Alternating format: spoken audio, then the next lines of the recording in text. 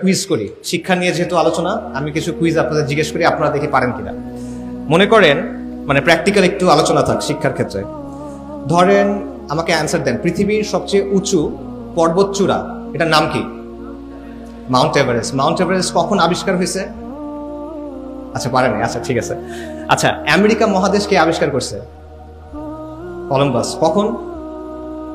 পারেন নাই। আচ্ছা, ভারতে আসা সমুদ্র পথ এটা কি আবিষ্কার করছে? Vasco da Gama. কখন আবিষ্কার করছে? আচ্ছা এটা পারছেন না। অস্ট্রেলিয়া কে আবিষ্কার করছে? একজনও নাই? James cook. আচ্ছা, আপনাদের তো বিসিএস এর প্রসপেক্ট ভালো না তেমন একটা। আচ্ছা ঠিক আছে, এই যে আমি প্রশ্ন করলাম, আপনারা প্রশ্নের উত্তর দিলেন বা ভাবলেন, পারেননি অনেক উত্তর অবশ্য, কিন্তু এই প্রশ্নগুলো নিয়ে আবার একটু ভাবেন। এই প্রশ্নগুলোর মধ্যে একটা সমস্যা আছে, এই সমস্যাটা আপনারা চিন্তা করেন না। এখানে একটা ফ্রেমিং এর প্রবলেম আছে, আমি আপনাকে দেখাচ্ছি ফ্রেমিংটা। এই প্রশ্নগুলো এমনভাবে তৈরি যেখানে আপনি ধরে নিচ্ছেন একটা নির্দিষ্ট অংশ, মানে একটা নির্দিষ্ট পক্ষ আছে যারা এই জিনিসপত্রগুলো আবিষ্কার করছে। এটার মধ্যে একটা প্রবলেম আছে। দেখেন, আমি বললাম মাউন্ট এভারেস্ট কে আবিষ্কার করছে, কখন আবিষ্কার হয়েছে? সরি, হ্যাঁ আমি এই প্রশ্নটা জিজ্ঞেস করছিলাম যে কখন আবিষ্কার হয়েছে। এটা হলো 1856 সালে। একটা ব্রিটিশ সার্ভেয়ার ছিল, তার নাম হলো অ্যান্ড্রু ওয়াং। সে 1856 সালে সার্ভে করতেছিল ভারত উপমহাদেশ, এবং সে দেখলো যে এটা সবচেয়ে উঁচু পর্বতচূড়া, এবং সে এটার একটা নাম দিল। আচ্ছা, এর আগে এভারেস্ট ছিল না? ওই এলাকার যারা মানুষজন, নেপালের মানুষ, তিব্বতের মানুষ, তারা এভারেস্টকে চিনতো না? তাহলে সে আবিষ্কার করলো কেন? আচ্ছা, এই জিনিসটা দেখেন যে যেহেতু ব্রিটিশরা তখন প্রথম দেখছে, ব্রিটিশরা এর আগে পর্যন্ত দেখেন নাই, ইউরোপিয়ানরা এর আগে পর্যন্ত দেখে নাই, কিন্তু সাধারণ মানুষ তো দেখছে, নেপালের মানুষ দেখছে, তিব্বতের মানুষ দেখছে, উপমহাদেশের মানুষ দেখছে, তারা দেখা এটা আবিষ্কার হয় নাই। ব্রিটিশরা যখন দেখলো তখন এটা আবিষ্কার হয়েছে। ঠিক আছে, এটা একটা ব্যাপার। আরেকটা বিষয় দেখেন, এটার নাম দেওয়া হলো মাউন্ট এভারেস্ট। এই এভারেস্টকে একটা লোক ছিল, ব্রিটিশ সার্ভেয়ার, সেও সার্ভেয়ার, তার নাম হলো জর্জ এভারেস্ট। এই লোকের নামে মাউন্ট এভারেস্টের নাম দেওয়া হলো, অথচ এই লোক জীবনে এভারেস্ট দেখেই নাই, তার নামে দেওয়া হলো, এবং আজ পর্যন্ত আমরা এই নামটা ব্যবহার করতেছি। অথচ তিব্বতের মানুষরা এবং নেপালের মানুষদের এটার জন্য আলাদা একটা নাম ছিল। নেপালের মানুষদের নামটা ছিল সাগর মাথা, তার একটা নাম হতো সাগর মাথা।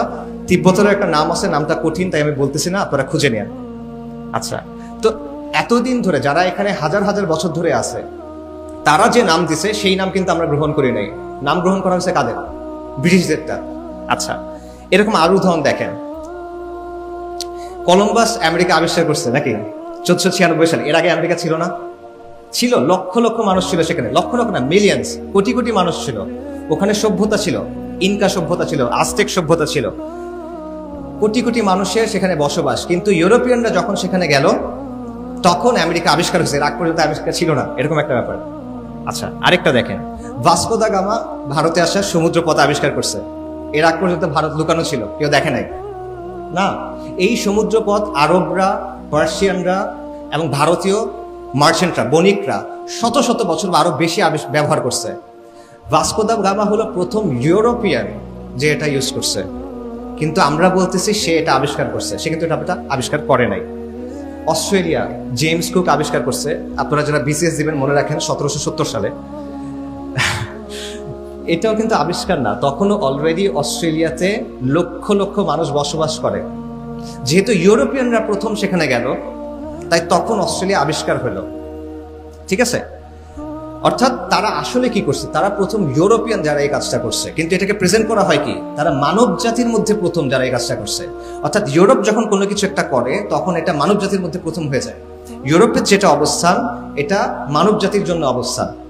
এইটা হলো এই ফ্রেমিংটার প্রবলেম। ঠিক আছে, যদি ইউরোপ না জানে তাহলে সেটা বাস্তব না, যদি ইউরোপ না দেখে তাহলে এটা আবিষ্কার হয় নাই, যদি ইউরোপ নাম না দেয় তাহলে আগের কোনো নাম নাই, যদি ইউরোপ যখন কোনো জিনিসকে ইউরোপ জানে, যখন কোনো জিনিসকে ইউরোপ দেখে তখন ওটা জ্ঞান হয়ে ওঠে, তার আগ পর্যন্ত এটা জ্ঞান না।